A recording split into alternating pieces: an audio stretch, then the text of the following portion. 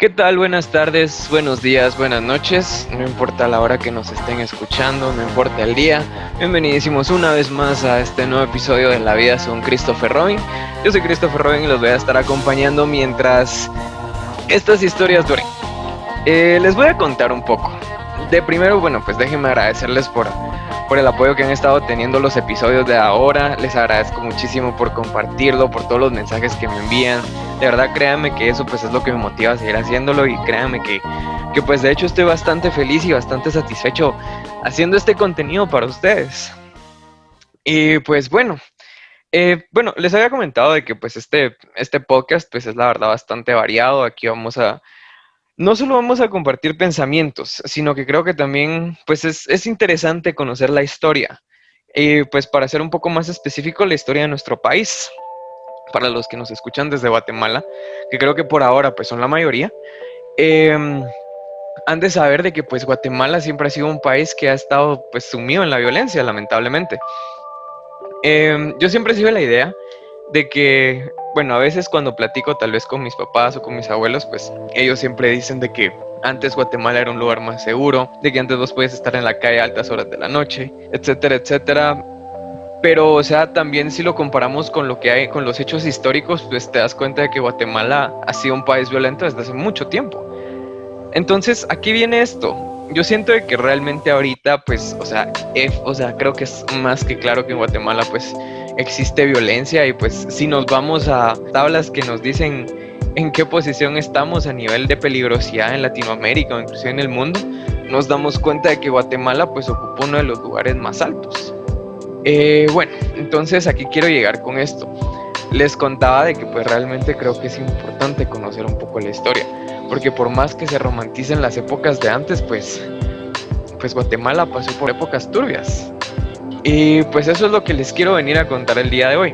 Creo que si nos remontamos un poquito en la historia mundial, que si hablamos de Ted Bundy, si hablamos de Charles Manson, si hablamos de Jack el Destripador, son nombres que pues nos suenan y que lamentablemente sabemos de que no nos suenan por algo bueno. Para los que no están muy familiarizados con estos nombres, pues les comento.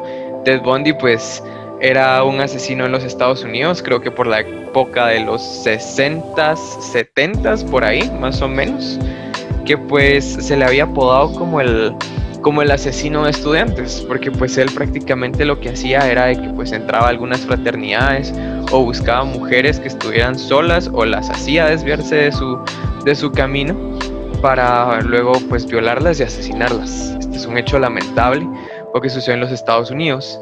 Y una particularidad de Ted Bundy fue que pues generalmente uno imagina a un asesino como alguien salvaje, como alguien así desalineado, o no sé, ustedes pueden ponerle la cara que ustedes quieran pues al perfil de un asesino. Cosa contradictoria con el caso de Ted Bundy es que pues este chavo pues se había graduado de la Facultad de Psicología de una universidad en los Estados Unidos y en adición a eso estaba estudiando Derecho.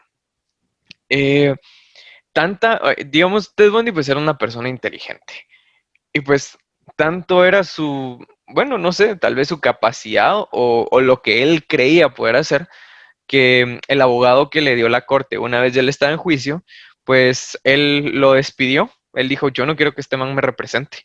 Este man es incapaz. Y a partir de ahí, pues él se siguió representando. La historia de Ted Bundy termina en la silla eléctrica, condenado por el asesinato de creo que más de 30 víctimas que eran únicamente mujeres. Estaban entre la edad de los, creo que tal vez 16 años, aproximadamente como los 27, por ahí. Más o menos es un rango estimado. La historia de Charles Manson, pues igual, Charles Manson, pues fue un músico fracasado, digámoslo de alguna manera. Fue amigo del baterista de los Beach Boys y pues lamentablemente pues en el ámbito de la música no le fue tan bien. Él vivió en Los Ángeles. Él fue más o menos como en la época de los 50 para los 60. O sea que de Ted Bundy a Charles Manson había como una diferencia de tal vez unos 10 años, por ahí, un poquito más, un poquito menos.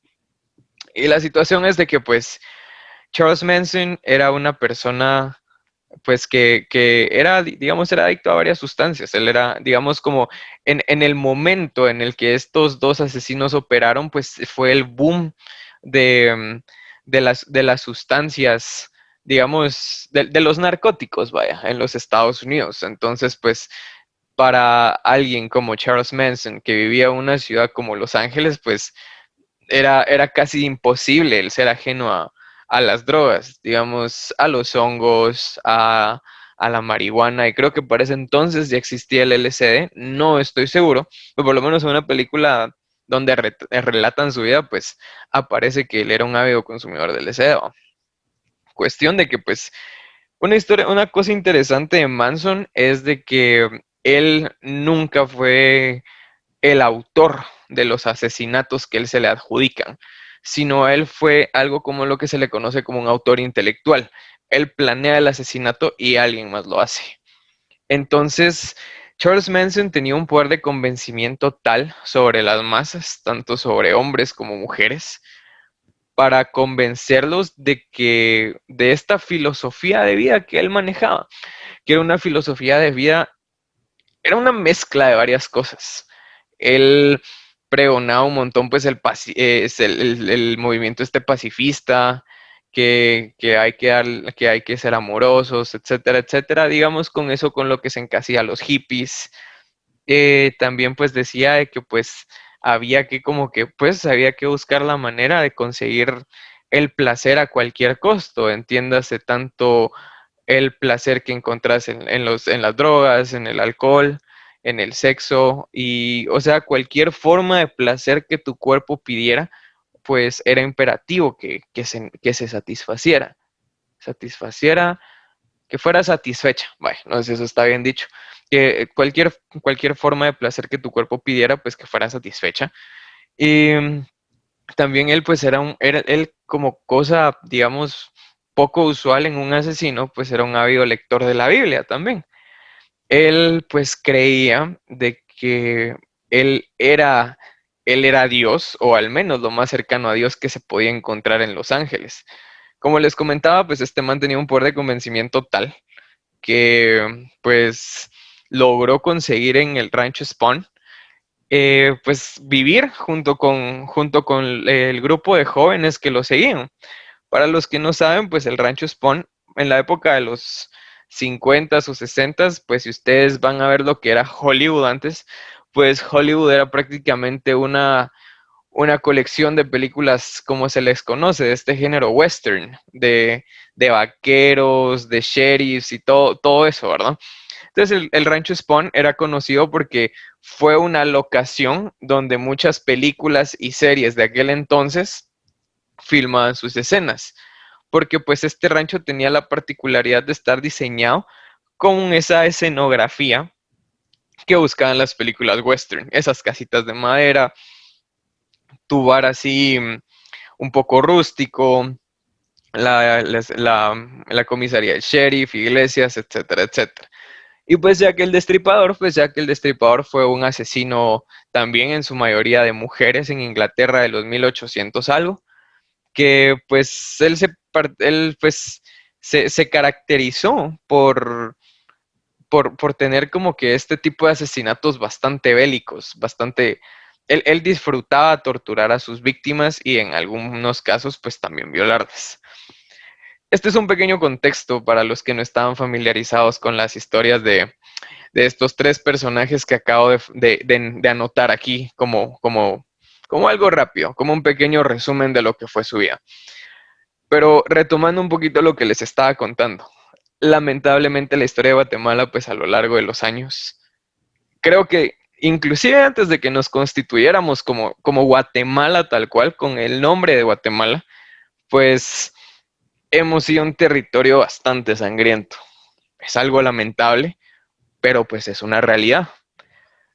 Entonces, ahora que ustedes ya conocen los nombres pues de estos asesinos pues norteamericanos que pasaron a la inmortalidad por sus actos, no sé si ustedes saben, pero en Guatemala también han habido asesinos en serie. Y el día de hoy les quiero hablar particularmente de uno que se cataloga como el primer asesino en serie de Guatemala. Al menos, mejor dicho, pues el que se conoce, ¿verdad? Al que se le ha documentado como ser el primero. Esta es la historia de José María Mikuláš. Se tiene muy poco trasfondo, si no es que casi nada, de lo que fue Mikuláš hasta antes de ser un asesino. Se sabe de que era originario de un lugar que se llama Patsitsia. Él venía de una familia pobre en una comunidad indígena de ese lugar. Y pues lamentablemente creo que uno de los patrones de, no todos, pero de una gran mayoría de los asesinos en serie, viene a raíz de, uno, la pobreza, dos, los hogares disfuncionales, y tres, pero no muy común, siempre existe algún trastorno, que ya sea que venga o que se desarrolle gracias a estas dos causas principales que mencionamos. La situación es de que lo poco que se conoce de Mikuláš es de que él nació en 1925 en este lugar, en Patsitsia, y pues él venía de un hogar donde creo que él no conoció a su papá. Él tenía un padrastro y pues como en la mayoría de casos lamentables y en una triste realidad en Guatemala, pues su padrastro pues era una persona que era alcohólica, era violento, y al principio pues la violencia se limitaba únicamente a la mamá de Mikuláš y a sus hermanos. Después poco a poco pues esa violencia se fue traduciendo también a sus hijastros. Entonces, según lo que se tiene registro, pues Mikuláš creció en un ambiente bastante violento, en un ambiente donde no existía la comunicación, sumado a que, bueno, siendo honestos, pues hay algunos sectores en Guatemala y creo que a nivel de Latinoamérica en los que la situación es tan precaria que, o sea, la gente a lo único que se limita es a sobrevivir el día a día, generalmente en trabajos de jornadas, ¿verdad? A veces que bueno, que vamos a pavimentar acá, que vamos a pintar acá, que vamos a hacer trabajos de albañilería, etcétera, etcétera, pero nunca son trabajos con sueldos fijos, prestaciones, etcétera, etcétera, algo muy diferente a lo que pues vemos en la ciudad, ¿verdad? Se cuenta que el padrastro de Mikuláš pues era un abusador, abusaba física y verbalmente no solo de la esposa y de los hijos, y se tienen creencias, inclusive se especula, mejor dicho, que este don, pues el padrastro de José María Mikuláš, inclusive llegó a abusar sexualmente no solo de su esposa, sino como de los hijos, y pues entre ellos pues estaba Mikuláš. Estos son rumores, lo que les vengo a contar a continuación, que no se sabe, y estos errores pues en algunas versiones se desmienten, en algunas otras se confirman, pero pues algunas personas dicen que José María Mikuláš era homosexual, pero ese rumor se desmiente también en algunos datos históricos, porque aparentemente Mikuláš tenía pues ya dos hijos, o por lo menos se le conocían dos hijos al momento en el que empezó a delinquir. Pero hay una situación curiosa y bastante interesante. Hace tiempo, pues yo conocí a una persona, lo conocí muy poco y apenas para saber su historia, pero conocía pues a una persona que pues él también venía, era originario, pues él era originario, si no estoy mal, de Alta Verapaz. Situación pues es de que él era pues una persona homosexual, pero como las costumbres de los pueblos pues son un poco más, digamos por decirlo de alguna manera, dejemos de lado el conservadurismo, porque el conservadurismo lo vemos tanto aquí en la capital como se puede ver, digamos, en el interior.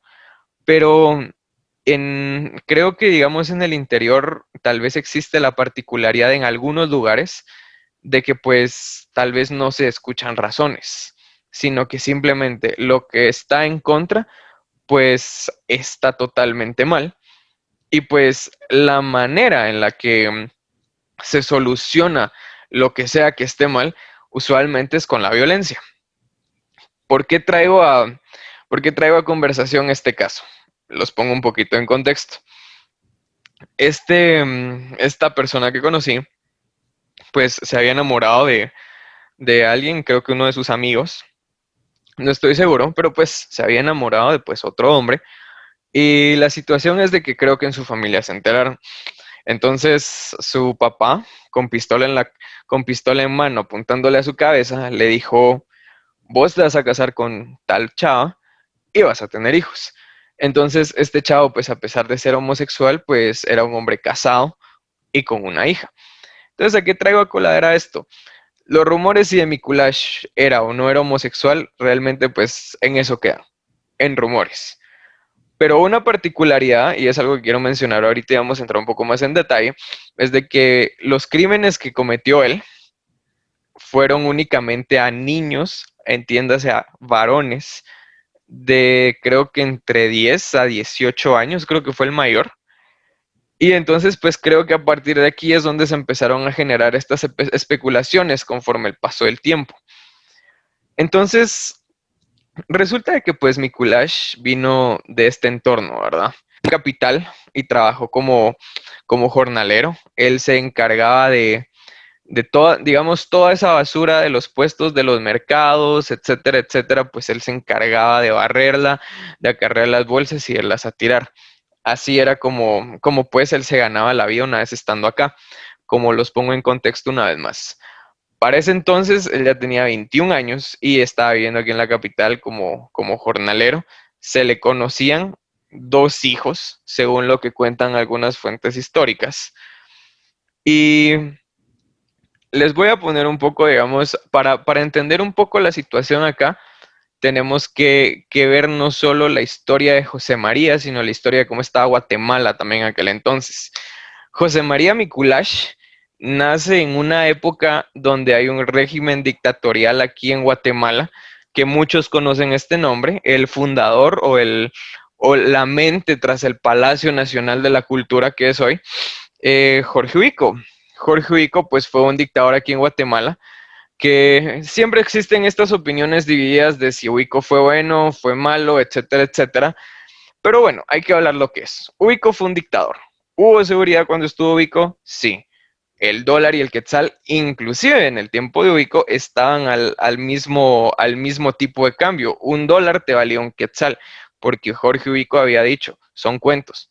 Yo quiero que todos los funcionarios públicos, incluyéndome, bajemos nuestro sueldo y vamos a repartirlo al pueblo. Y entonces a raíz de eso es de que Guatemala, pues la verdad es que Guatemala prometía bastante. Guatemala era un país próspero. Conforme él fue creciendo y como les digo, lamentablemente la ayuda y esa Guatemala progresista que se veía en la capital, no se veía en el interior, no se veía donde vivía Mikulash. Entonces él viene y pues asumiendo de que pues fuera cierto, de que José María Mikulash pues era homosexual. Inclusive en el 2020, 2021, no, en el interior del país parece que estuviéramos décadas de diferencia a lo que estamos aquí en la capital. No existe una educación sexual, no existe una, ¿cómo se le llama? Eh, ¿Cómo se le llama? Eso de planificación parental para ver cuántos hijos tenés, etcétera, etcétera. No existen fuentes de trabajo y entonces realmente es todo un caos. Ahora imaginémonos en el 1940 y algo, en 1920 y algo, y seamos honestos. Lamentablemente, a pesar de que Guatemala es un país donde habemos muchos indígenas, ladinos, etcétera, o sea, somos todos una mezcla o digamos somos de pueblos nativos originarios, pues inclusive existe el racismo por los apellidos, por el color de piel, etcétera, etcétera, y pues lamentablemente pues la comunidad de Mikulash, tanto por la comunidad donde él vivía y aparte por sus apellidos, pues siempre fue un sector marginado, fue un sector bastante discriminado por las clases pudientes de Guatemala. Eran estos pequeños sectores de la sociedad donde los más ricos y los pues en aquel entonces descendientes de españoles que todavía se jactaban de eso, inclusive después de 2 o 3 generaciones, pues eran estos pequeños sectores de Guatemala que ellos ni siquiera se voltean a ver, ¿verdad?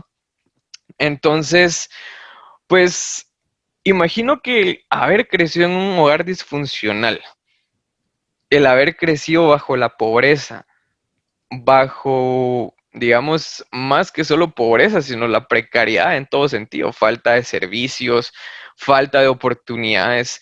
Si vos naces digamos, en una etnia que está, que está siempre al margen del racismo, naces en la pobreza y, y encima de eso, porque Mikulash, yo creo que ni siquiera lo mencioné, pero Mikulash era una persona analfabeta. Imagínense, o sea, el pobre ni siquiera sabía leer, no sabía leer, no sabía escribir. Entonces, o sea, cuál es tu aspiración en la vida? ¿Me entendés? ¿A qué puedes aspirar?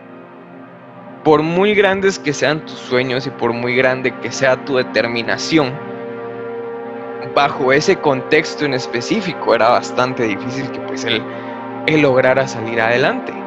¿Es posible? Claro que lo es, pero las oportunidades son escasas. Y hablemos ahorita del siglo XXI, no digamos el siglo XX, pues, cuando inclusive estábamos, creo que, o sea, tal vez no es que acabáramos tal cual de habernos independizado, pero, o sea, todavía llevamos muy poco tiempo a nivel república y todavía estábamos viendo cómo le hacíamos, porque si bien es cierto que pues ya estábamos independizados de España, pues todavía dependíamos de México, de Estados Unidos para medio salir a flote, ¿verdad? Entonces, realmente, ¿qué le esperaba al pobre Mikulash? Al momento de venir aquí a Guatemala y trabajar como jornalero, pues ahí sí que se encontró con la triste realidad de que pues el dinero no alcanzaba. Y ahí fue cuando más o menos fue empezando a dar sus pequeños pasitos en la delincuencia. Empieza él y según se cuenta pues empieza a robar mercadería de algunos puestos, empieza a robar dinero, etcétera, etcétera. Y poquito a poco se especula de que al darse cuenta de que el delinquir y salir impune no era algo tan difícil, porque estamos hablando de que él robó durante muchísimo tiempo, pues lo sigue haciendo y ahí es cuando creo que ya empieza a desinhibirse un poco en cuanto a lo delictivo se refiere, y es cuando sus deseos empiezan a salir a luz. Tal como en estas películas de superhéroes, digamos, cuando el antagonista, generalmente el antagonista de una película de superhéroes siempre lo pintan como alguien bueno, que por lo general es alguien que fue oprimido por la gente, que era muy pobre, que le hacían bullying, etcétera, etcétera, o lo que sea. Y de repente, pues él adquiere, estamos hablando del contexto de las películas de superhéroes, que adquiere ciertos poderes, ¿va?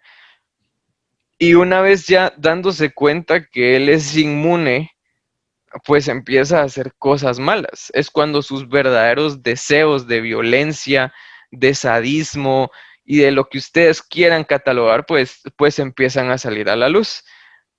Imagino que pues fue lo mismo que sucedió con Mikulash. Él vino y dijo, bueno, o sea, puedo robar y no me dicen nada, nadie se da cuenta. Podía inclusive, no sé, me imagino que en algún punto él pasó frente a dos policías o a un policía cargando el montón de cosas que se había robado, fuera dinero, fuera en especie. Y él dijo, bueno, pues no pasa nada. Entonces, ahí fue cuando, como les comentaba antes, pues tal vez empezó a descubrir todo.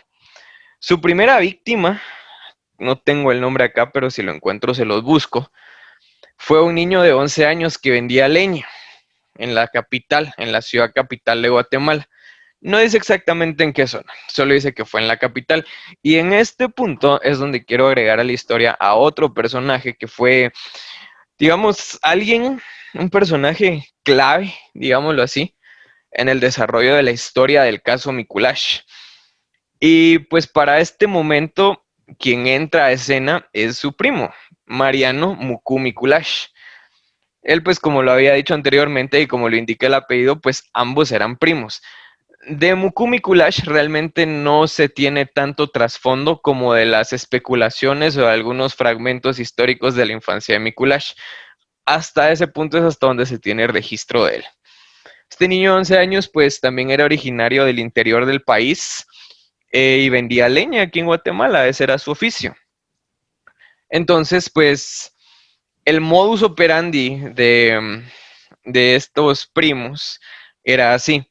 En algunas historias se dice de que los primos Mikulash buscaban que los niños estuvieran en lugares, obviamente, pues que fueran retirados.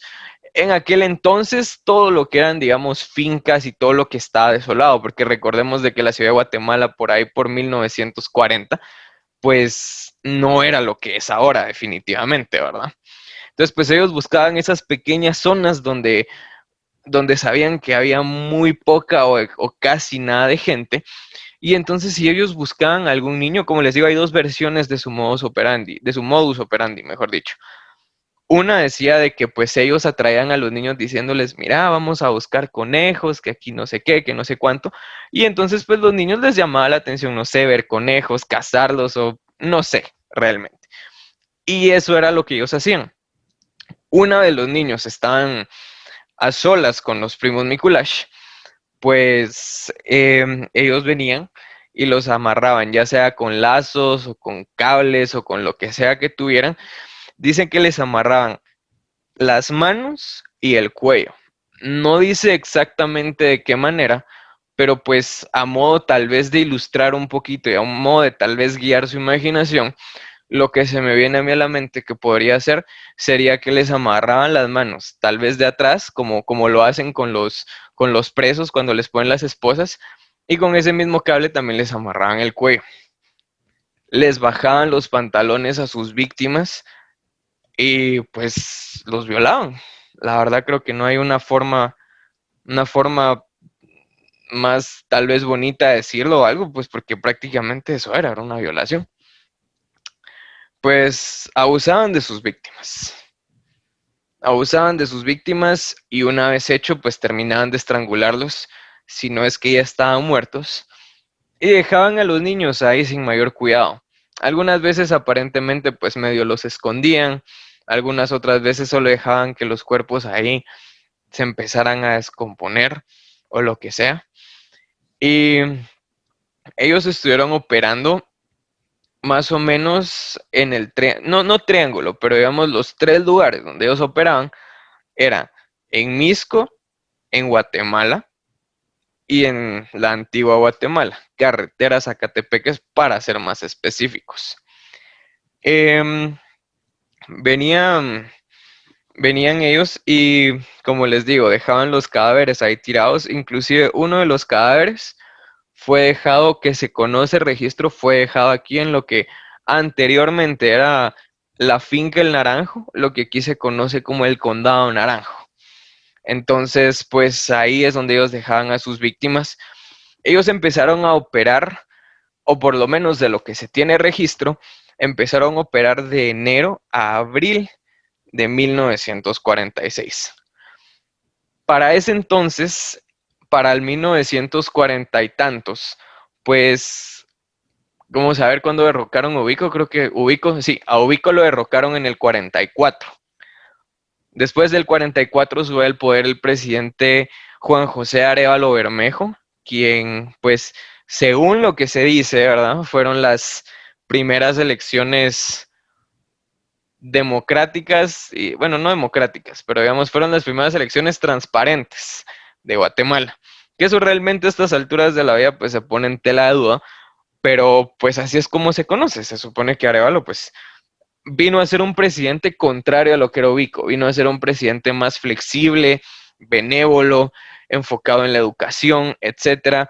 Después de venir de un régimen de no sé cuántos años, creo que fueron como 14 años de dictadura, donde realmente el que vos dieras tu opinión era, era pues, no sé, era pues casi un delito que era condenable a muerte que vos hablaras en contra de tu gobierno, mucho menos se te ocurriera hablar de tu presidente.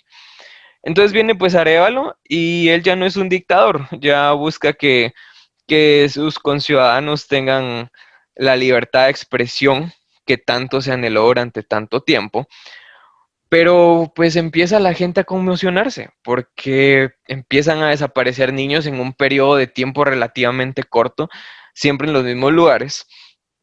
Y no sé si ustedes en algún punto escucharon esto. o si escucharon a sus papás decirlo o a sus abuelos decirlo, pero antes, a modo de broma, había un dicho que decían las abuelas, que era, si no te estás quieto, te va a llevar mi culash. Y entonces lo que sucede es de que pues todo el mundo está conmocionado y todo el mundo dice, bueno, pero ¿por qué están desapareciendo niños? ¿Qué está pasando? Y como en aquel entonces no se encontraba rastros de esos niños, les voy a poner un poco en situación. Empiezan a acusar al presidente Arévalo de ser él quien desaparece los niños. Y ustedes se preguntarán, ¿qué necesidad tiene un presidente de secuestrar niños? Bueno, les cuento. Los rumores que corren por ahí, hay algunas fuentes en las que dice que esto sucedió en el 47, hay algunas fuentes que dicen que esto sucedió en el 45, y a modo de contar la historia de Mikulash, como se le conoce, con todo lo que fue y se convirtió en la leyenda urbana que hoy es, se cuenta que en julio, creo yo, julio del 45, Juan José Arévalo va camino a Panajachel con un par de bailarinas rusas que iban a hacer un evento, no sé si en la capital o en algún lado del país, y él iba con estas bailarinas rusas, y cuando iban camino a Panajachel, el carro sufre un accidente. La verdad, las causas del accidente son desconocidas, pero sucede. Juan José Arévalo cae a un barranco y se lastima la espalda. Entonces, el motivo por el cual la gente especulaba que era Arévalo el que secuestraba a los niños es porque se supone de que pues para que él pudiera seguir caminando y para que sus dolores de espalda no fueran tan insoportables, él venía y secuestraba a los niños, secuestraba a niños jóvenes entre 18, bueno, sí, obviamente todos los niños son jóvenes, no sé ni por qué dije eso. Bueno, secuestraba a niños, vaya, para quitarles lo que se conoce como, déjenme ver si lo apunté bien, el líquido cefalorraquídeo, que según viene un poquito, pues esto es un líquido que pues hace que que tu sistema óseo se fortalezca.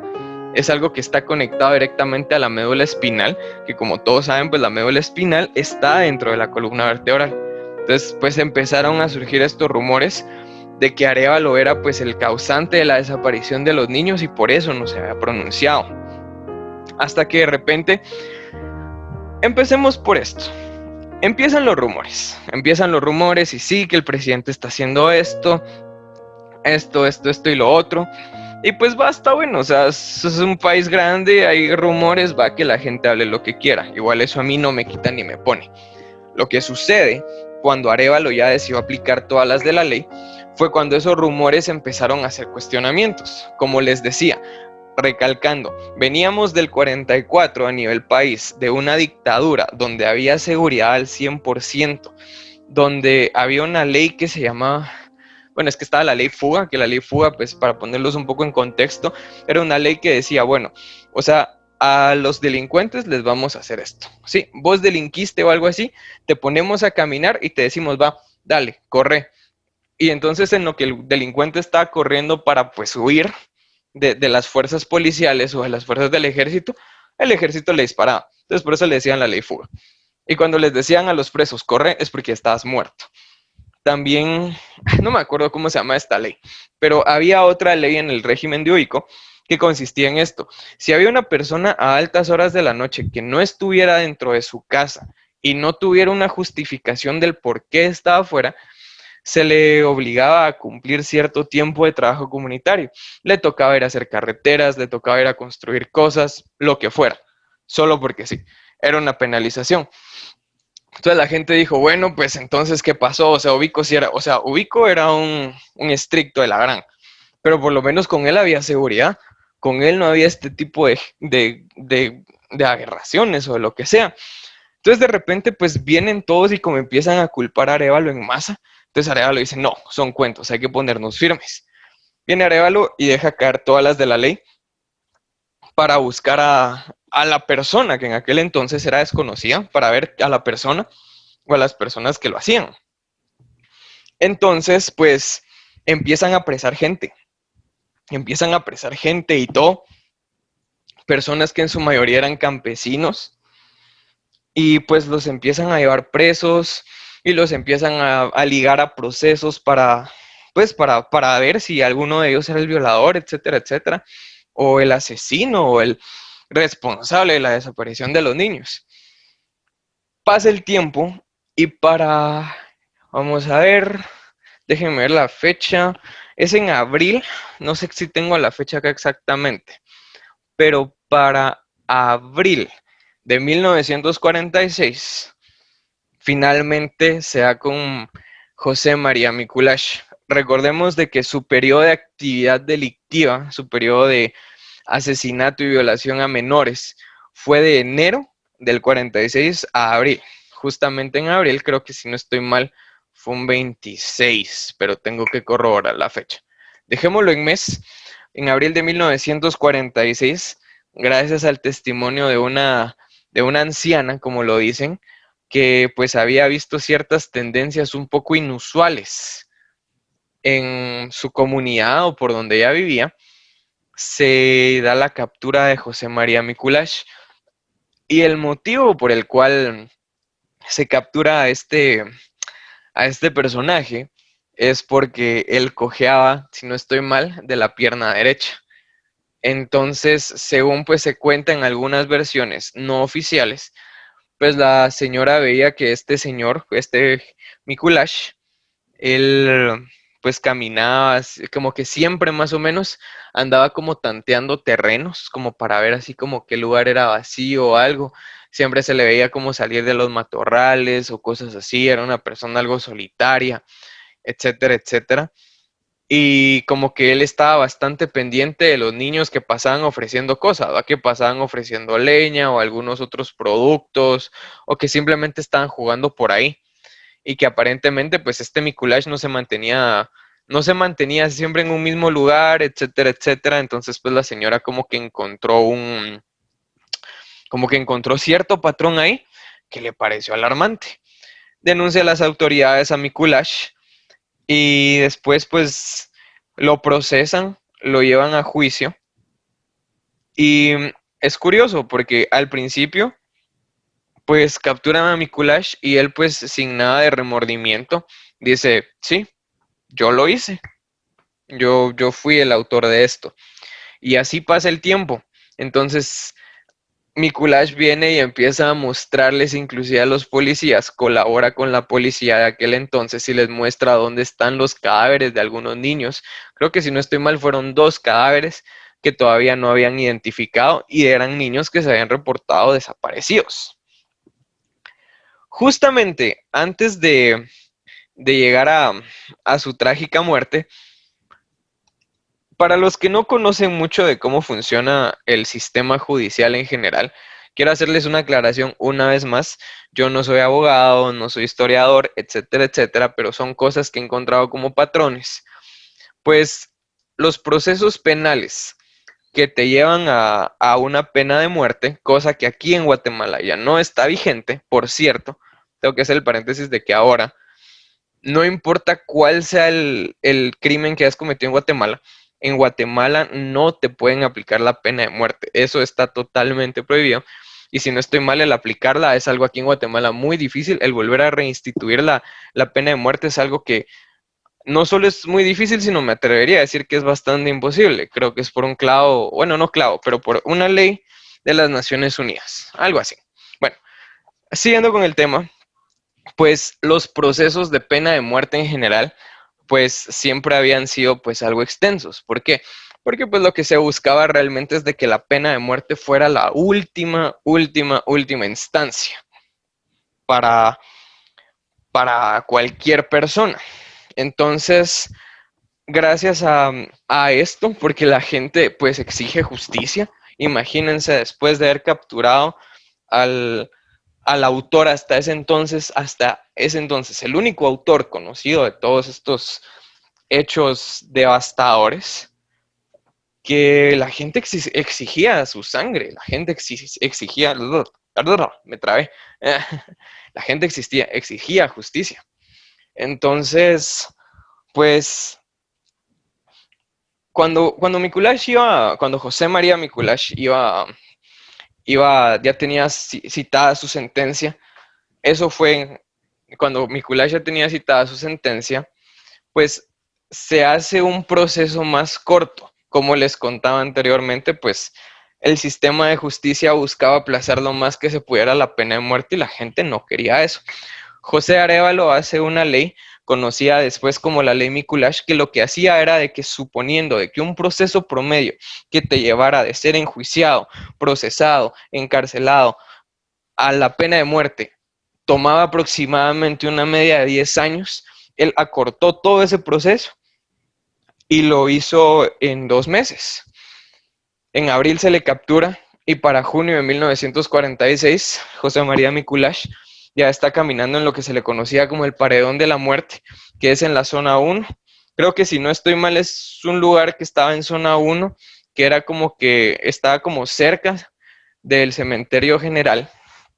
Entonces, Mikuláš pide algo, no sé si ustedes lo sabían, pero pues en algunos lugares es costumbre pues concederles a los condenados a muerte un último deseo. En los Estados Unidos creo que lo más común era pues una última cena donde pues ellos pueden comer lo que quieran. El caso de Mikuláš era, lo que él pidió fueron 3 cosas. Pidió un traje, un sombrero y 2 octavos de aguardiente. Ese fue su último deseo. Según cuentan, otra vez, medios no oficiales, Mikuláš se está cambiando en su cárcel, se pone su corbata, se acomoda su sombrero, agarra sus 2 octavitos, se sienta en la banquita, se les queda viendo, agarra el primero, da un trago pequeño, lo degusta y después le da fondo. Agarra el segundo y repite el mismo proceso. Se para de su sillita, se ajusta las solapas y se lo llevan caminando hacia lo que se le conoce como el Paredón de la Muerte. Ahí le espera un pelotón que está esperando la orden de abrir fuego para terminar con la vida del asesino y violador, el primero de Guatemala, hasta donde se conoce. Estamos en situación, viene Mikuláš, están los espectadores, está el pelotón y van a hacer oficial la ejecución del personaje. Va caminando y en algunas imágenes se muestra una actitud que algunos toman como retadora, algo que le hace creer a la gente que él no se arrepintió de lo que hizo. Va caminando, extiende sus 2 manos como si lo estuvieran haciendo como un recibimiento positivo y en algunos casos, pues, según dicen que se logra apreciar en las imágenes, que él está inclusive hasta sonriendo de una manera retadora, cosa que pues se supone que causa cierto miedo, cierta conmoción en los espectadores e inclusive en las personas del pelotón. Sitúan a José María Mikuláš a la par de un banquito frente al paredón. Se preparan los del pelotón, levantan sus armas y antes de que den la orden de apuntar fuego, José María pide la palabra. Ahí dice, momento, yo no trabajé solo. Yo no trabajé solo, necesito decir algo. Confiesa, y ahí es donde sale el nombre de Mariano Muku Mikuláš, quien era su primo. Confiesa que él no actuó solo, que su primo trabajó con él y que su primo también fue cómplice. Mikuláš es ejecutado, definitivamente, abren fuego, un disparo y simplemente se ve un cuerpo extendido, acribillado por las balas que penetraron su cuerpo en segundos. Y esa es la historia de Mikuláš. Antes de contarles un poco de lo que sucedió con Mariano Muku Mikuláš, déjenme contarles qué sucede después de su ejecución. Para la Guatemala de 1946, donde como les comentaba antes, pues era una época bastante romantizada, una época donde pues se supone que había más valores que se supone que los que ya se perdieron ahora y tantas cosas. Entonces, en la cabeza de la sociedad guatemalteca de aquel entonces, Era casi imposible el concebir que alguien tuviera el valor o el...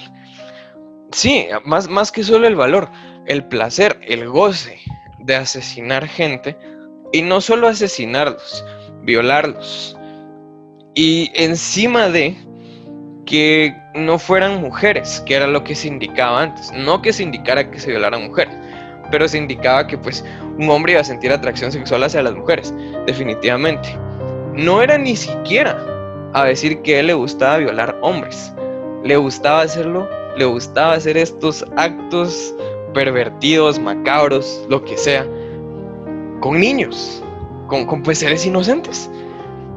Definitivamente Mikulash pues sintió el peso de la ley, pero como les comentaba anteriormente, pues la gente simplemente no concebía. La gente decía, pero ¿cómo es posible que alguien pues, o sea, qué jodidos tenés que tener vos en la cabeza para llegar a hacer eso? Tanta fue la curiosidad que bajo petición de la Universidad de San Carlos de Guatemala, siendo más específicos, la Facultad de Medicina, le pide pues al gobierno o a las policiales que le solicitan el cuerpo de Mikulash. Perdón, no, le solicitan la cabeza. Entonces, a la Facultad de Medicina solicita la cabeza de Mikulash con el ánimo de estudiar la psique de pues, este individuo, de ver exactamente a qué se debe este trastorno que él tenía, a qué se debe que alguien actúe de la manera que lo hace. Esto no es oficial, pero imagino de que pues realmente no era simplemente un caso de estudio, sino querían buscarle una solución, porque decían, bueno, ya hubo un asesino aquí en Guatemala, ya hubo alguien, ya hubo un pederasta y un asesino, entonces tenemos que, e inclusive un violador, porque digamos, pues la pederastía es con niños, las violaciones aplican para todos y pues el asesinato no digamos. Entonces, pues imagino que pues en lo que ellos buscaban en la Facultad de Medicina era eso, buscar la raíz del problema y a raíz de ese problema pues solucionarlo de alguna forma con procedimientos médicos o lo que sea. La cabeza de Mikulash pasa, se desconoce qué sucede desde que la Facultad de Medicina la pide. Solo se sabe que para eso de 1990 está en el Paraninfo Universitario. Después del Paraninfo Universitario, misteriosamente la cabeza desaparece. No se reporta directamente un robo, no hay escena del crimen, no nada. Simplemente pues pareciera de que la cabeza de Mikulash se esfumó. Así de simple. ¿Qué pasó con el cuerpo? Regresando de 1991 al 46. Las autoridades estaban preocupadas por este hecho. Y como por algún motivo en Latinoamérica, y no solo en Latinoamérica, es en el resto del mundo, pues siempre hay gente que idolatra personajes como ellos. A Ted Bundy se le idolatró, a Charles Manson se le idolatró, ya que el Destripador, pues tal vez no en su momento, pero posteriormente. Con tal de evitar que la gente, pues eso, ¿verdad? Que le rindieran culto a un cuerpo decapitado de una persona que hizo esto o que se utilizara para fines, ¿cómo se dice? Creo que se le llama esotéricos, creo que se le llama fines esotéricos, que es, digamos, todo esto de la brujería, para que no hicieran brujería con su cuerpo o alguna cosa de ese tipo, pues deciden que no se le va a hacer una tumba a Mikulash. No se sabe exactamente qué sucede con su cuerpo, pero pues el gobierno se encarga de desaparecerlo, muy probablemente lo incineran o creo que eso sería lo más común. Y ahí es donde termina la historia de José María Mikulash. Pero ¿qué sucede con su primo? Porque nos habíamos quedado de que antes de que lo asesinaran, antes de que asesinaran a José María, él, pues por decirlo como lo decían antes, él cantó el nombre de su primo. Pues no se especifica en qué punto exacto de la historia, pero logran dar con Mukumi Kulash en Antigua Guatemala. No sabemos si todavía sigue operando o si ya no lo hacía. Logran dar con él y él empieza a negar obviamente todo, lo interrogan y él dice, no, yo no lo hice, etcétera, etcétera, etcétera. Y él se pone firme en su posición de que él no fue partícipe de estos hechos.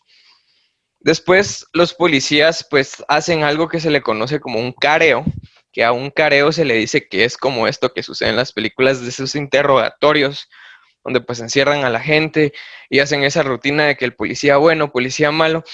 La cosa es de que las fuerzas policiales hacen un interrogatorio pero con presión.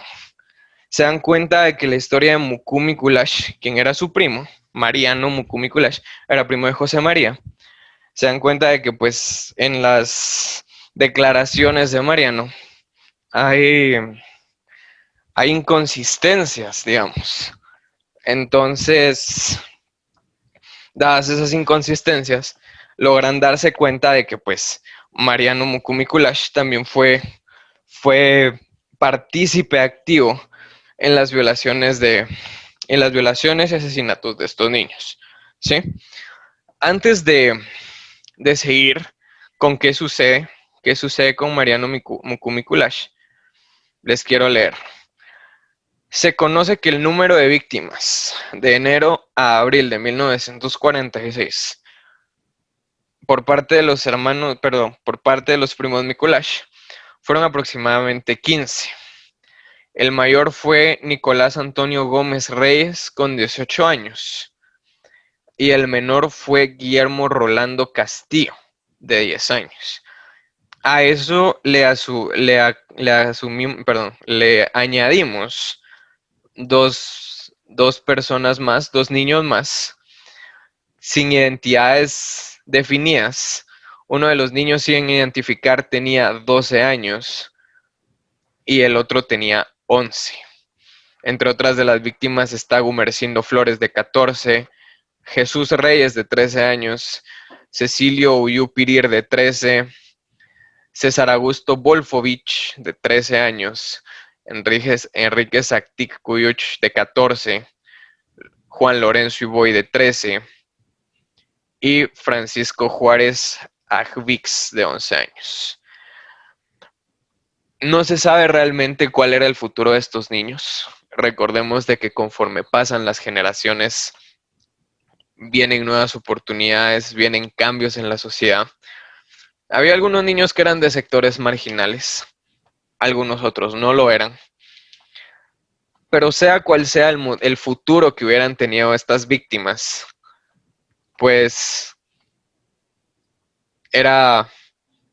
fue lamentable realmente que ellos no pasaran de su niñez y que más aún la forma de su ejecución, la forma de su asesinato fuera de una forma tan macabra, tan despiadada, tan asquerosa, no sé, ¿cómo se dice? Tan condenable, pues.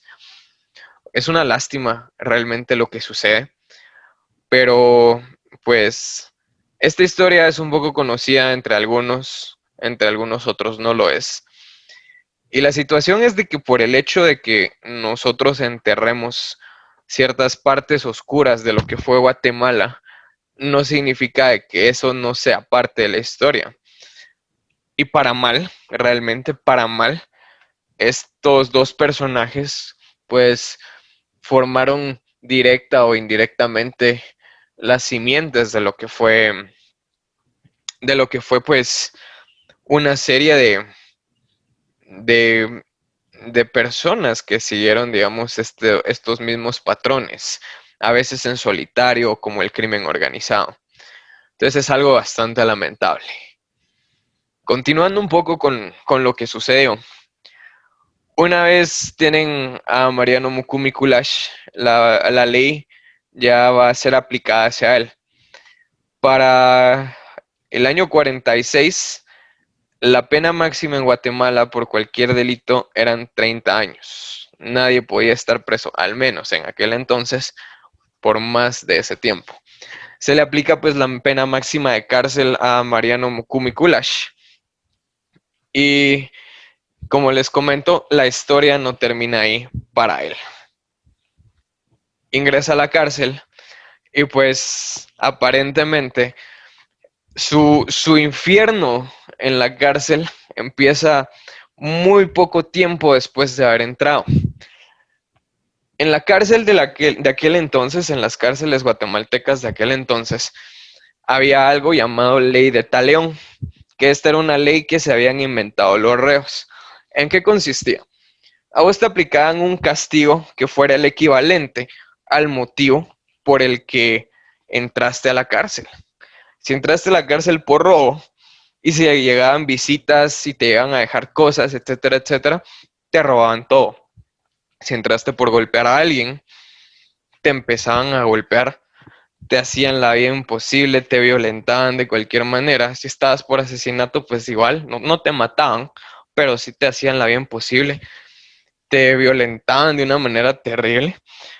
Y pues, si entraste en el caso de Mariano Mukumi Kulash por violación, pues el castigo que, que hacía efectiva la ley de Talión en este caso, pues eran las violaciones. Según se cuenta, Mariano Mukumi Kulash sufrió violaciones por parte de los reos no una vez, sino que fueron años. Fueron años de violaciones constantes y de acoso constante pues a este personaje. Y durante mucho tiempo pasó hasta que en su desesperación, e imagino de que realmente el ser el partícipe de una violación, estando del lado del agresor, es definitivamente incomparable a que él sea el agredido. Se cuenta que llega un punto en el que Mariano Mukumi Kulash tiende a, tiende a caer, digamos, como le dicen, está al borde de la locura, de la demencia, por todo esto. Creo que llega un punto en el que él de verdad asimila lo que hizo y también asimila que está en la cárcel y lo que le está sucediendo. Y pues en lugar de caer directamente en la locura, pues él pues decide buscar alguna otra salida. Recordemos de que pues tanto Mariano Mukumi Kulash, quien estaba en la cárcel, como su primo José María Mikulash, ambos hasta donde se conocía eran analfabetas. Mariano en la cárcel aprende a leer y aprende a escribir, y en la biblioteca de la cárcel pues se topa con una Biblia. Empieza a leer la Biblia, empieza a entenderla aparentemente, y pasa el tiempo. Después de que él aprende a leer y a escribir, no se sabe realmente si pues siguió siendo víctima de violaciones o no, pero pues el trauma que traían esas violaciones, tanto de las que él efectuó como de las que le efectuaron a él, pues definitivamente estaba ahí. Logra salir de la cárcel, pasan los 30 años, sabe leer y escribir, conoce de la Biblia y se cuenta que funda su propia iglesia evangélica. El lugar es desconocido, no se sabe exactamente dónde lo hizo, pero eso es lo que se dice. Lamentablemente, pues su ministerio como pastor evangélico dura muy poco, dado de que muere de cáncer, según se sabe, al poco tiempo después de haber salido de la cárcel. Este cáncer fue un cáncer de colon que se fue desarrollando a raíz de las violaciones que él sufría constantemente. Entonces, pues sucede, el cáncer empeora, pues imagino de que tal vez, pues siendo él una persona de bajos recursos, pues tal vez, y bueno, inclusive también los avances médicos de aquel entonces no permitían que algo tal como el cáncer de colon ya avanzado fuera algo reversible. Sucede la muerte de Mariano Mukumi Kulash, siendo el último Mikulash agresor vivo. Y así es como termina la historia de lo que se conoce ahora como el primer asesino en Guatemala. ¿Conocían la historia? ¿No la conocían? No lo sé. Una vez más le recalco, pues esta información es recopilada de varios medios escritos, de la tradición oral, de lo que cuentan los abuelos, los papás, de lo de las noticias, información que se encuentra en internet, periódicos, etcétera, etcétera. Si no conocían la historia, pues como les digo, es un hecho lamentable, pero es algo que sucedió. ¿Qué pienso de todo esto? Los actos que realizaron los primos Mikulash bajo ninguna circunstancia tienen justificación alguna. Creo que el agredir a una persona a cualquier nivel es algo completamente injustificable, ya sea verbal, física, psicológica o sexualmente. Es algo que de verdad, o sea, no tiene cabida, no tiene justificación. Pero, ¿qué sucede? Muchas veces la misma sociedad crea los monstruos, como se les dice. Es cierto, nadie orilló a los primos Mikulash a asesinar, a violar. Nadie los obligó con cuchillo en mano directamente y les dijo, vos vas a hacer esto. Pero ¿qué sucede? Lo que comentábamos anteriormente. No existía educación sexual, no existía tolerancia, se vivía en hogares disfuncionales. La gente tenía que ver cómo salía por su propia cuenta. No se contaba con apoyo del gobierno, no se contaba con el apoyo de los conciudadanos por el racismo. No había oportunidades de salir adelante porque existía analfabetismo, por lo menos donde ellos estaban. Y como les contaba antes, o sea, ¿qué futuro le espera a una persona que lamentablemente, aunque suene muy feo, pero qué futuro le espera a una persona que desde el momento de nacer tiene todas las de perder?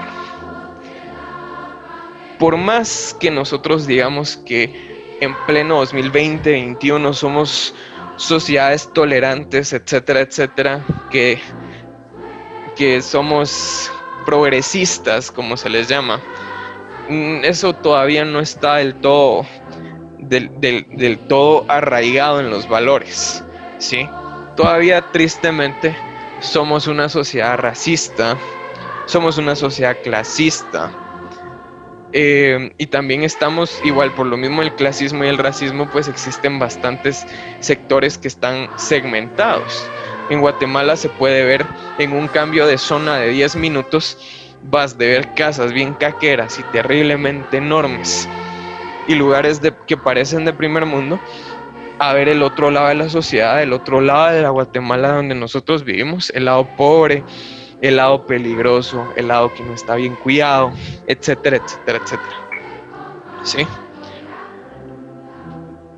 Creo que, bueno, como les digo aquí, esto es una opinión, definitivamente, pues aquí no venimos tampoco a alegar de tener razón, es un simple punto de vista a raíz de esta historia y a raíz de los, pues, varios casos que suceden de esta manera, ¿sí?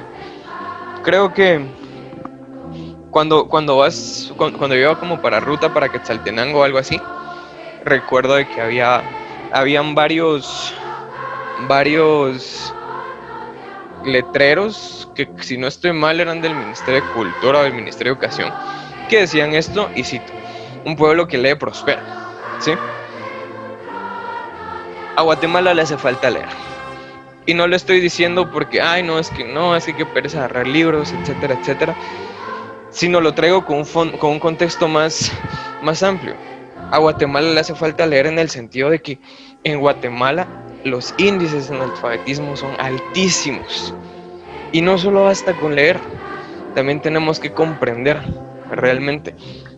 Tenemos que comprender lo que leemos, tenemos que también ser un poco más empáticos, porque como les digo, hay algunos sectores olvidados por Dios aquí en Guatemala a los que la gente ya ni voltea a ver.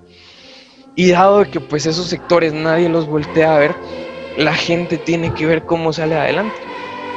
Y muchas veces si no hay trabajo, si no hay estudio, si no hay nada, empiezan a delinquir y empiezan a caer en estos patrones de comportamiento, como lo que sucedió con los hermanos Mikulash, con los primos Mikulash, otra vez hermanos, dice este.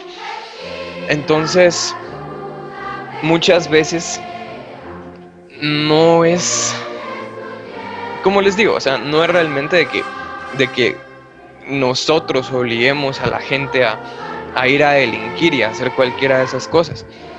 Pero si el país cierra las oportunidades, entonces o sea, ¿a dónde va la gente? ¿Sí? Una vez más repito, los actos delictivos no son justificables, ¿sí? Y lamentablemente quisiera venirles a decir, porque siempre sucede, bueno, y si vos estás quejándote, etcétera, y dónde está la solución, etcétera. Lamentablemente no soy politólogo, lamentablemente no estoy en un puesto del gobierno como para decirles, sí, esto se tiene que hacer, y con esto acabamos con la pobreza, y con esto no sé qué. Algo de lo que sí estoy convencido, y como les digo una vez más, es un punto de vista personal. Ustedes son libres de dejar su punto de vista tanto en los comentarios como, como hacérmelo llegar, como ustedes lo prefieran. O si prefieren guardarse su punto de vista, pues igual está bien. Pero creo que lo que sucede es de que a nivel mundial, pues la humanidad en general, la humanidad está corrupta. Y lo que sucede es de que los grados de corrupción son tantos y a tantos niveles que eso es lo que va poco a poco deteriorando la sociedad. O sea, uno viene y dice, ala, no, hombre, es que el gobierno es un corrupto, que no sé qué, que no sé cuánto, que esos fijos roban y no sé qué tanta cosa, y que fijo, este es un proyecto solo para desviar fondos y no sé qué cosa. Pero, o sea, nosotros vemos corrupción en todos lados, pues, o sea, es corrupción cuando nos pasamos en rojo. Es corrupción cuando si no nos, si no nos cobran cabal en la tienda o algo, nosotros no decimos nada. Es corrupción el pues estar, no sé, es el, digamos, el estar llevándose documentos de donde uno no debe, el estar copiando tareas, el estar copiando los informes del trabajo, el no hacer bien tu trabajo. Todos esos son pequeños actos de corrupción. Entonces nosotros venimos y nosotros buscamos a veces facilitarnos la vida pues, de alguna manera, tristemente con estos mismos actos de corrupción, y exigimos de que una persona que está en un alto mando, con tanto dinero, criado bajo los mismos valores e inclusive con las mismas mañas de uno, venga de la nada, pues, sea un hombre limpio, sea un hombre justo. Con esto no estoy ni condenando a la sociedad guatemalteca, ni defendiendo al gobierno, ni viceversa. Como les digo, es un punto de vista. La solución aquí a esto, pues la verdad, es algo que creo que no se ha encontrado todavía en el mundo. Creo que todavía no se ha encontrado la solución a la corrupción, la solución a la desigualdad, la solución al racismo, al clasismo, la solución al, al dejar de ver solo por mí como individuo y concentrarme tal vez en lo que sería, digamos, lo colectivo. Si la vamos a poder ver con nuestros propios ojos, pues es algo que no sé.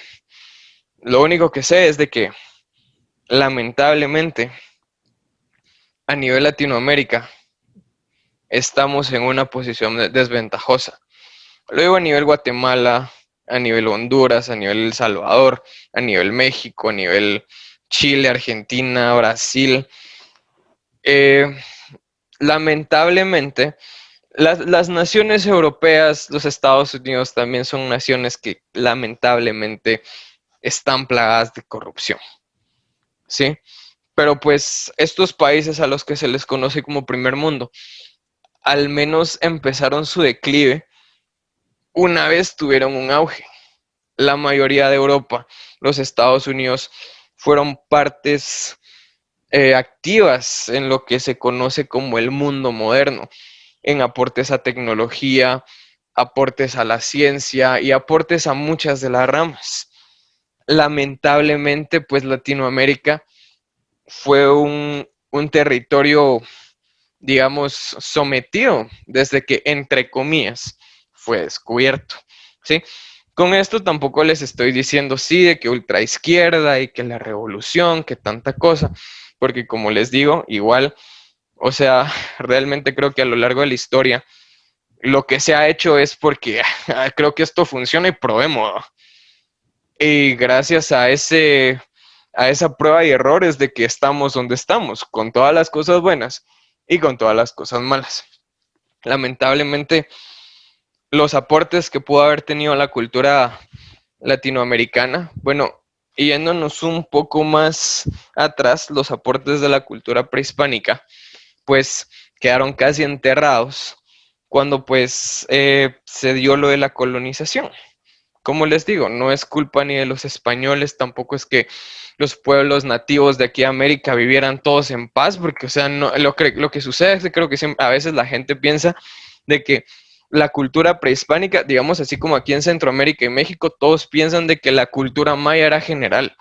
O sea, no se dan cuenta de que dentro de lo que es la cultura maya había varios matices culturales. Por ejemplo, estaban los quechís, los quichés, el pueblo mam, el pueblo pocochí. O sea, había demasiada variedad como para engavetarlos a todos en uno solo. Es como decir, ay, no, es que los europeos son, o sea, es que todos los europeos son no sé cómo.